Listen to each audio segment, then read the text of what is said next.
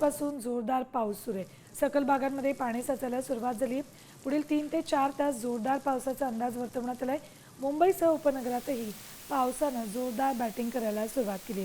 पुढच्या 3 ते 4 तास जोरदार पावसाचा अंदाज वर्तवण्यात आलेला आहे।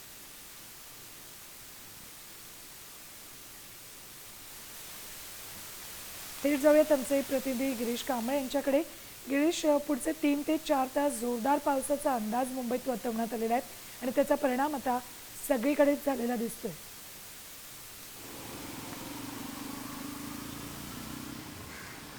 मुंबईला हवामान विभागाने आहे तो येलो अलर्ट जारी केलेला आहे। काल रात्रीपासूनच आहे ते मुंबईत पावसाची जोरदार बॅटिंग सुरू आहे आणि या पावसाचा परिणाम रेल्वे वाहतुकीवर झालेला आहे।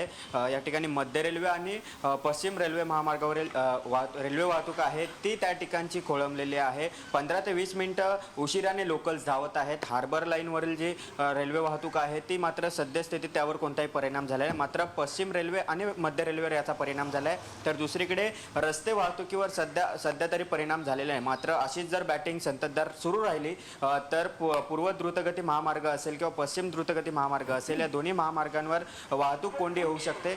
कारण या ठिकाणी आपण कालपासूनच जोरदार पावसाची बॅटिंग सुरू आहे आणि अशा स्थितीत यामुळे या ठिकाणी ज्या पद्धतीचा आता पाऊस पडतोय, काल रात्रीपासूनच पाऊस पडतोय, विश्रांती पावसाने घेतलेली नाही। अशा स्थितीत सकल भागांमध्ये देखील पाणी सकल भागांमध्ये पाणी साचण्याची शक्यता नाकारता येत नाहीये। धन्यवाद गिरीश संपूर्ण माहितीसाठी।